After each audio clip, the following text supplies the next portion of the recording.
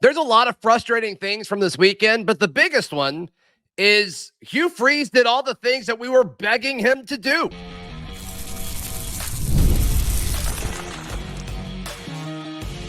You are Locked On Auburn, your daily podcast on the Auburn Tigers. Part of the Locked On Podcast Network, your team every day.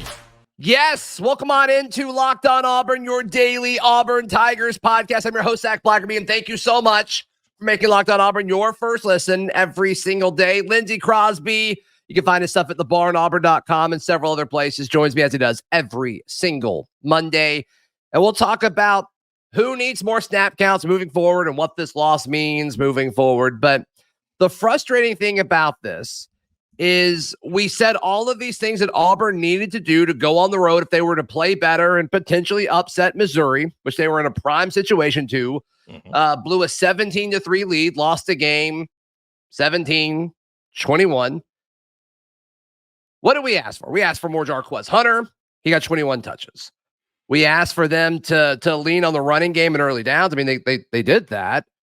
We asked for more snaps from younger guys, and we'll touch on that in a little bit. And then we also said, okay, hey, when you had this lead late in the game against Oklahoma, don't stay aggressive, run the clock out. And there are people kind of poking at Hugh Freeze saying, like, well, why'd you get so conservative late in the game? It's like, well, hold on, we can't say both. You can't do both of those things. So it's like either stick with one or the other. We're not going to flip-flop just based on the outcome. And to me, that's so frustrating because this is kind of like a situation, Lindsey, where the staff is adjusting. The staff is doing different things, but the end result isn't changing. And I think that's what makes this even tougher and tougher to swallow. Yeah, that's the most frustrating part is you had legitimate complaints about the way that the Oklahoma game ended, right? Sure. It was a winnable game and you gave it away. And so you saw the adjustments and you ended up still giving this game away, just in a little bit of a different way. And you made a great point when you hopped into the recap show on Saturday. Yeah. Thank you for filling in for me, by the way. Of course. About this team just, for some reason, doesn't know how to win. Yeah. And at a certain point, these changes that Hugh Freeze is making, like he's done what we've asked him to do. They haven't worked on the specifics. At a certain point, we need to just let them coach, let these players play, and hope they figure it out because listening to us isn't working. And at this point, I don't know what else to do. And I'm sure they're not specifically listening to us or the fan base, of course. No, you and me. They listen to you and me every single Monday. I have reports. Hugh Freeze is in the group chat right now on YouTube. Yeah, there it is. But they are doing different things. Like they're attacking defenses. They're trying to attack defenses in different ways. And to me, that's encouraging to some extent, but you're still finding ways to lose. And so you're doing different things to try to create, I guess, points and yardage, which is fine. But the byproduct of that is you're losing in different ways every single game. And that's just, it's brutal. It's absolutely brutal. And so something we talked about on yesterday morning's show was, what's the morale of this team going to be? And we've hinted at it a little bit, and I'm seeing more and more people refer to it now. But so I guess it's okay to publicly talk about. But there's this belief based on conversations, both with folks in the players and staff members and even media, where there's been this observation of these older guys. It just kind of seems like they've gone through this for several years. Like they're okay with this. They're okay with losing. And these young guys have come in and they hate it. They hate it so much. All of these guys are from pretty prestigious programs. They don't like losing. They're used to being, this dominant force on the field at every level that they've played so far. And there's a little bit of oil and water here as far as this isn't mixing. Our goals as a team appear to be different. You hear from all these greats all the time of, sure, they love to win, but they really hate losing more than anything, and they'll just do anything they can to not experience that feeling. I don't think Auburn's leadership within the locker room has that, Lindsay. I don't think they have that. I think it's coming. They're just 18, 19 years old. Once again, it takes time, but the culture is still just so far away. And I don't know if you can just kind of snap your fingers and fix that, but I did expect it to be farther along at this point of the season. Yeah, I think Cam Coleman said it best. I don't have the exact quote in front of me. He kind of said it best after the game when he talked about, like, they've gone through a road trip at this point. You know, they're halfway through a season now. Even the freshmen aren't really freshmen anymore, right? They've had enough time in here to understand how tough college football is. And I kind of agree that, you know, if your veterans are okay with this, that's a problem. Because, like, you theoretically are more motivated to avoid a loss when you aren't used to it and you don't like it. I'm not saying they like to lose, but I'm saying it doesn't bother them like it does a lot of these young players. And you acceptance. Acceptance. I think they've accepted that this is kind of like losing is part of it. That is kind of what I've been told, is that's how it's been labeled internally. Yeah. And at a certain point, you have to kind of say, we're not going to put up with that. That's a culture thing. You can't necessarily fix some of these veterans in the way that they feel, right? You're allowed to feel whatever you feel, but continuing to play those players when they feel like that, and it's starting to obviously to cause a little bit of a rift in the locker room, that is a thing you can fix. And it feels like culturally, you got to nip that in the bud right now. Well, maybe, or it could just take care of itself. I mean, if these are upperclassmen that are going to leave and you're going to do everything you can to retain your young guys, like, I don't think it is an issue, actually, long term. I mean, as far as this season, but like, what is Auburn going to do this season? Like, is there a big difference between 4-8 and 3-9? Like, I don't know. Unless one of those wins is against Alabama, I don't really feel that much of an emotional difference between the two. So, once again, I just want to clarify. Like, I don't think this is a major long-term issue. Mm-hmm. Don't think we're going to lose players over it. Yeah. I mean, they're still going to have to do everything they can to maintain their current roster. And I think that's kind of what's happening already, is those efforts are to say, hey, you're a big piece of what we want to do in the future. I think there's a lot of it that goes into that. And I that was going to happen regardless. But maybe it happens a few weeks earlier than it normally would, because I'm sure there's already kind of been some efforts to stop the bleeding, and kind of, you know, a few folks on staff internally saying like, hey, you're on damage control. Let's make sure we do whatever it takes to keep these young guys on the roster and out of the transfer portal. So we'll see. We'll see what that means. So what do we do next? Lindsay? That's coming up right here on Locked On Auburn. Today's show is brought to you by our friends at LinkedIn Jobs. Lindsay, can you imagine hiring somebody not through LinkedIn Jobs? You know what? I don't want my program to be absolutely destroyed, so I would never do that. Like, I want somebody who is experienced, who is knowledgeable, who's been vetted. Like, we know what they're doing. We know they're qualified for the job. Sure. They're a qualified applicant. And I feel like the best way to do that is Locked On Jobs, LinkedIn Jobs. Yep, LinkedIn, Locked On, whatever. On LinkedIn, 86% of small businesses, they get a qualified candidate within 24 hours. Wow. Fast. It's so fast. So fast. As my within son 24 hours? Fast like Sonic. So fast. Like Sonic the Hedgehog. Fast like That's Sonic right. the Hedgehog. Hire professionals like a professional on LinkedIn. Post your job for free at linkedin.com/lockedoncollege. That's linkedin.com/lockedoncollege to post your job for free. Terms and conditions apply. Thank you so much for making Locked On Auburn your first listen every single day. For your second listen, check out Locked On SEC with our guy, Chris Gordy. Does a great job. Can my third listen be your new show? What's that show again? It could be 3 Point Stance. Check it out on the Locked On College Football audio feed or YouTube channel. Drops every day at 2 p.m. Central. So obviously Auburn drops this one to Missouri, and the attention then moves forward to, okay, well, the glass half full way of looking at this is you did enough to kind of put yourself in a position to win. You just didn't close it out. Can you do it on the road against Kentucky? But at this point, like I can't pick Auburn. I can't do it. So internally, if you're Hugh Freeze, what do you do moving forward to hopefully right the ship? And to me, I think you need to give the guys who you think can give the future of your program a shot more attention in practice, more love in film sessions and in team meetings, and then snaps in games. And we're seeing a little bit of that already. Don't get me wrong.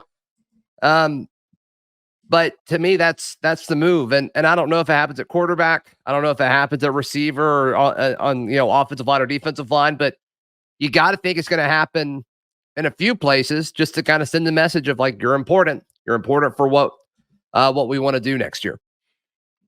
Yeah, you've seen a little bit of already. Braden Joiner got 62 snaps at left guard. He didn't grade out amazingly. He didn't grade out as poor as Percy Lewis did in his 3. I've never seen a PFF grade of 2.3. It's that's pretty crazy.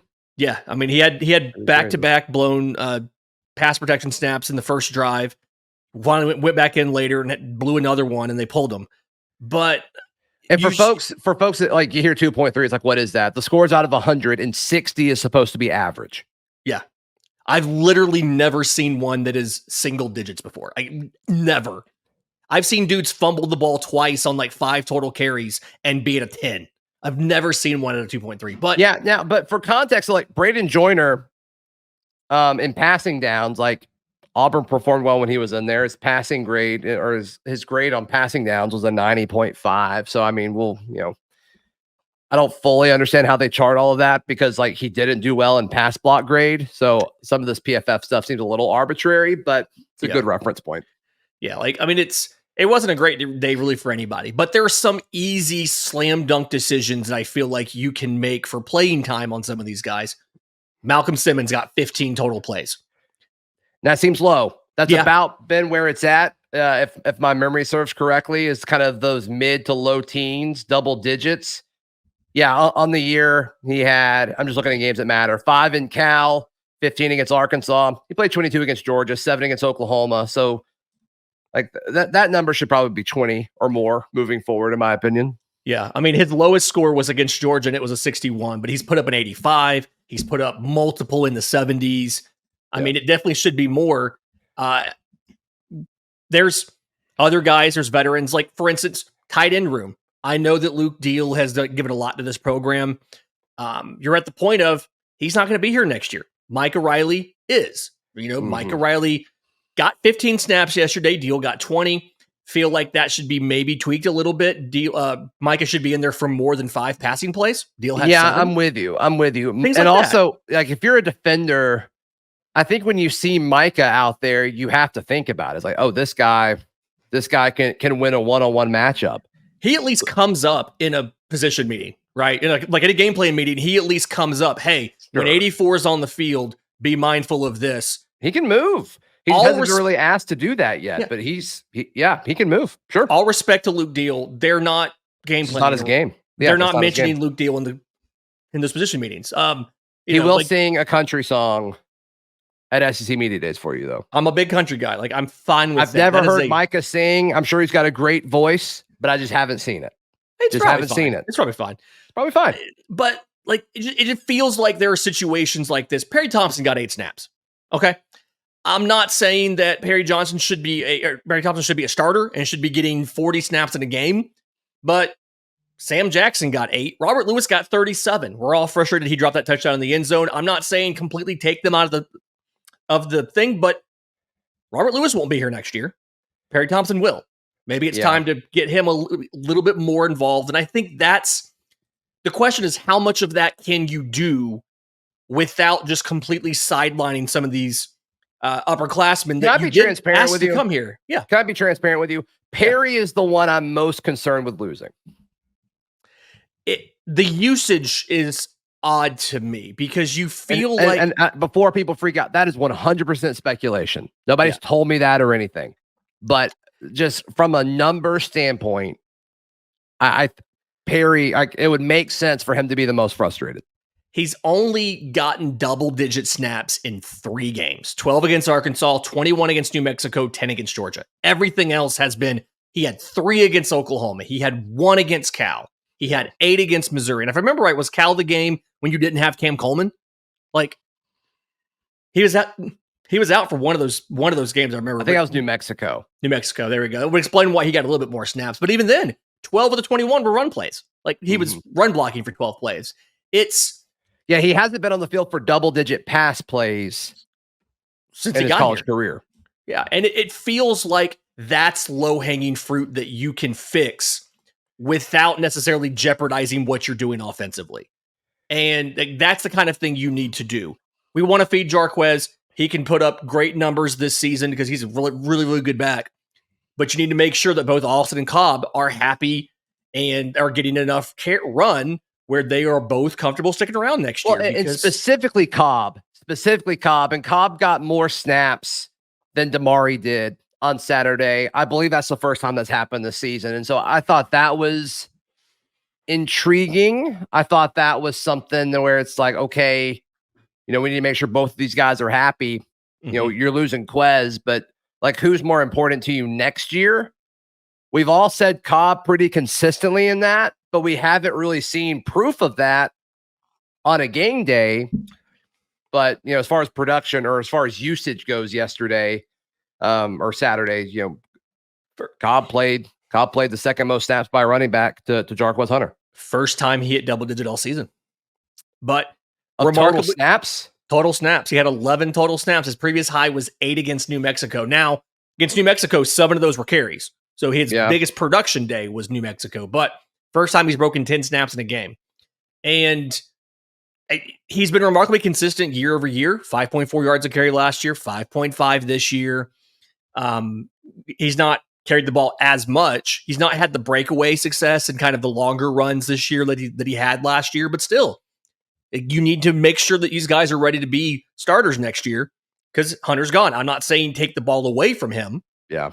But at this point, giving Hunter 25 carries, giving him 15 carries, or 25 touches, 15 touches, there's no real difference in the outcome of the season for Auburn. And it's balancing that.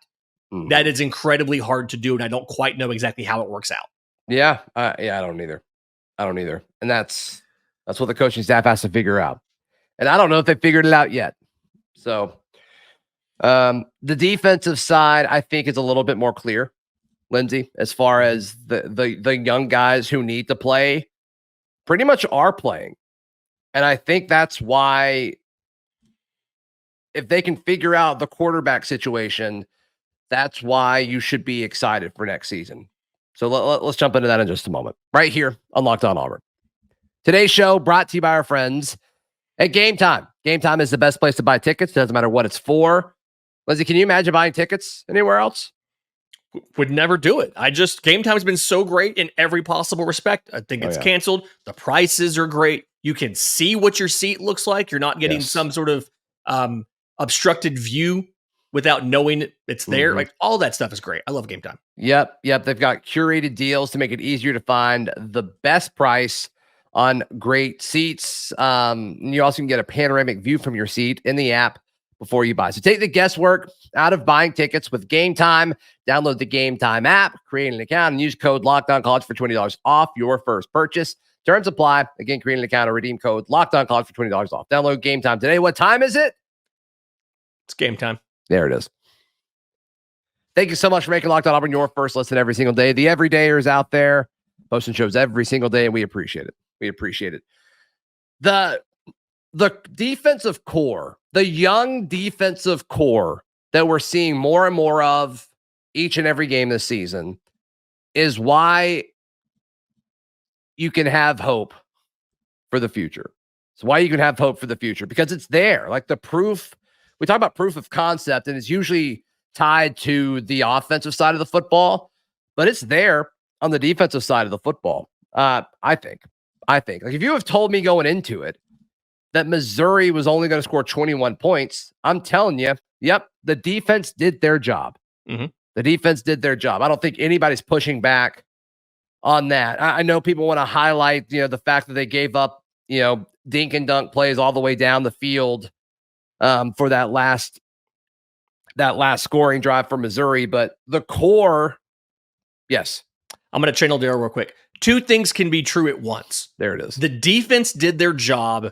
That particular drive was incredibly frustrating because they converted two third downs and a fourth down. Yes. March down in a way that your offense was not able to do using time on the clock. It was incredibly frustrating. But at the same time, the defense as a whole did their job. And at a certain point, when they spend so much time on the field, those things are going to happen. That's right. That's right. Keontae Scott was thrown to 3 times. He allowed 2 catches for 94 yards. Not great, Zach. It's not great. No. It's not great for, guy that you're kind of counting on that is to be a leader. And he only played 17 snaps. That's just not great. Not a mathematician. That is 47 yards a catch. Is that good? I think that does make you a mathematician. Thank you. That's good stuff. That's good stuff. Thank you. No, but the young guys are playing. Guys who will be here next year are playing. Jay Crawford, 69 snaps. Nice. There it is. Caleb Harris, 43. Kayan Lease, 46. Jalen McLeod will be gone. Kinsley Faustin, 35. Did not expect that. Was fine, though. Yeah, he wasn't bad. Kinsley was thrown at 3 times. He didn't allow a catch. Do we take that? 7 days a week and Sunday after church. Yes. Yep, that's right. That's right. Omars Williams played 17 snaps. I'm assuming that's a season high in relevant games. In On relevant the same games, note, yes. Kinley Foster, Kay and Lee thrown at 4 times, no receptions. We take that too. Yeah. Kay and Lee had the bounce back game that was asked of him. No question. No question. Crawford, they went after Crawford a little bit, but still, like, his 3 receptions was just 16 yards. Like, he limited the catches there. So, and he had a pass breakup. Longest was 10 yards. Of course he did. Because he's Jay Crawford. Crawford Island. It's going to be a thing.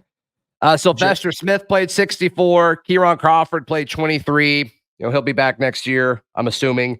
Keldrick, is obviously going to be a big part of it. Malik Blockton's playing 30 snaps. I mean, the core is there. Mm-hmm. The core is there, Lindsay. And to me, like, if you're a defensive player, if you're any of these guys, like, I don't know how you're upset. Unless something from a personality standpoint has gone wrong somewhere. There's just no way we can know that. Yeah, from the outside, there's no reason for some of these guys to be upset about playing time, right? There are a couple, Malik Blockton missed some tackles, right? Wasn't the best tackler out there. But this isn't about them being perfect. Yeah, at the same time, like, if you're gonna lose, like, let's play the guys with upside. Let's let them get better while they're losing. And that's kind of the point I'm trying to make is some of the struggles are things that you have time to fix, right? Mm-hmm. These are young guys, some of them in their first taste of SEC play. Jay Crawford was second on the team in snaps last year. This time last year, he was playing high school, right? Like, some of this is this is what you need to do to be better next year. And I feel like this is the first time you've really been willing to get a lot of your freshmen in the mix early. Now, again, on defense, much better job of it than on offense. Part of that on defense is you have to, right? Mm-hmm. You just don't have a ton of depth and your defensive back rooms and things like that. Offense kind of needs to follow suit. I do want to ask you a quick question since I have you in a captive audience here. Oh. I've seen some people saying you need to go from Payton Thorne to Hank Brown. And if you do that, does that impact the development of your young wide receivers? Because they have, I'm going to assume, somebody who is not as prepared for college football throwing to them as if they had Payton Thorne. I mean, maybe. I don't know. I think it's impossible to answer that question. I don't think they're going to go to Hank Brown. Like, I don't know if it's a conversation worth having at this point. And I don't know if that's just, Hugh Freeze is, made Payton his guy. And, that's just the kind of, he gave him his word and he wants to stick with it. I don't know if it's a pride or an ego thing where it's like, I can make this guy turn the corner, just give me time. Or I've read the theory that, some folks have of, like, if you play Hank Brown and he looks good, Does it dissuade Deuce Knight to come here? I don't know. I have no clue. I can't imagine Deuce Knight's that worried about that, but I don't know. I have no clue. So I know I said it a lot on yesterday's show where it's like you've got to make changes, and I guess I didn't explain that as well as I wanted to. So my point is, and I've been pretty consistent with this point over the last few weeks, as soon as it kind of felt like the season was slipping away from Freeze and the Auburn Tigers, is if you're going to lose with veterans, you got to give other guys opportunities, and that provides a spark, and it provides also a chance for you to change the culture. And so my thought process with this, Lindsay, and call me out if you think I'm wrong or if I'm assuming things or whatever, but you can play Malik Blockton more. You can play Omars Williams more. And I think the people who, the everydayers that listen to this show and all of that, it's like, okay, yeah, that's encouraging. Like there's hope for the future. These guys are young. These guys are trending in the right direction. You're giving young guys the reps over some of these super seniors that you brought in via the portal this offseason. Great. But the average Auburn fan doesn't notice that. They're going to notice the guys who are being thrown the football and the guys who are taking snaps. And so I think you could start every freshman and play them 20, 25 snaps or whatever. Give them substantial roles at their respective positions. And if you're playing Payton Thorne, or you're not playing Perry or getting Cam Coleman the ball enough, there's going to be the loudest portion of the Auburn fan base is going to be saying stuff. Now, should the coach care about that? No, they shouldn't. But when you're on pace to go 3-9, you do have to think about that to some extent. It sucks.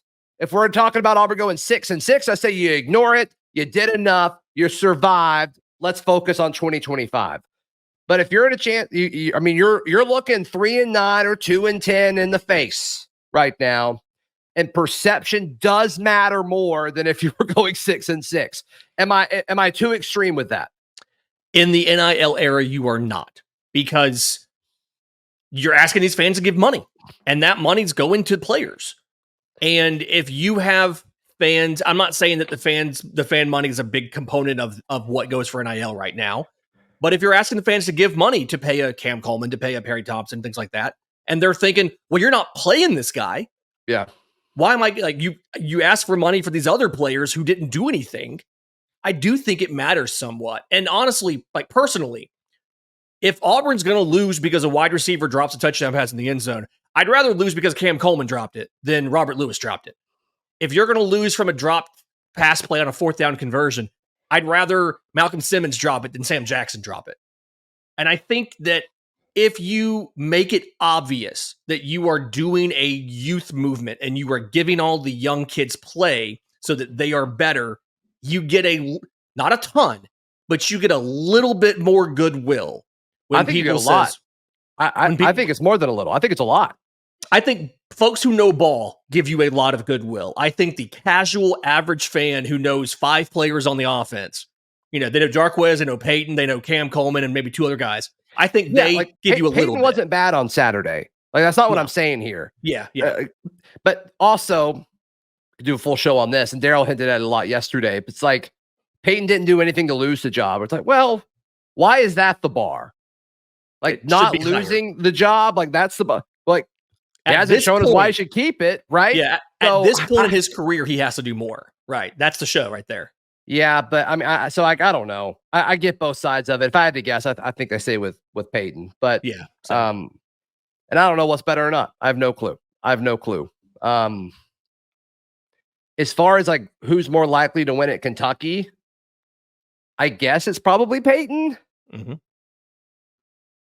Based on the sample sizes we have, I mean, we've seen what he looked like since he came back from benching. We saw what Hank looked like before the benching. No, I think he's been fine. He has not been why you lost. He's not been why you won, but he hasn't been why you lost. And is that good enough? No. But is that also completely his fault? Also no. It also just feels weird saying that though, when like the offense scored 10 points. Like, this looks way worse if you don't have a special team score, Yeah. I mean, the offense wasn't good enough. Can you point to Payton Thorne as the reason you lost? No, it wasn't like he threw a bunch of interceptions. He had the one fumble, but that's it. But he's also not the reason why you were in a position to win. Yeah, and I think but also like if Robert Lewis catches it, we feel better, right? We probably win. We probably win. We still don't think he did enough to win you the game. You're still part of an offense that scored 17 points against a defense, a Missouri defense that hasn't been good in conference play. I don't know. Yeah, I don't know. It's not a good situation either way. Like, let's just be very clear. It's very hard to sugarcoat all of this. No, it's tough. It's tough. Basketball's coming up. That's going to be fun. Lindsay, how can people check out everything you've got going on? I'm on Twitter at Crosby Baseball. You can find the Atlanta Brave stuff, bravetoday.com. We've got a podcast. We've got a Substack. You can find the Auburn baseball coverage at the Barn message board. We're dropping nugs in there all the time while fall ball is going on. Yeah, so that'll be fun. So thebarnauburn.com is where you can find my Auburn Nuggets as well. We'll see you next time. This has been Locked On Auburn.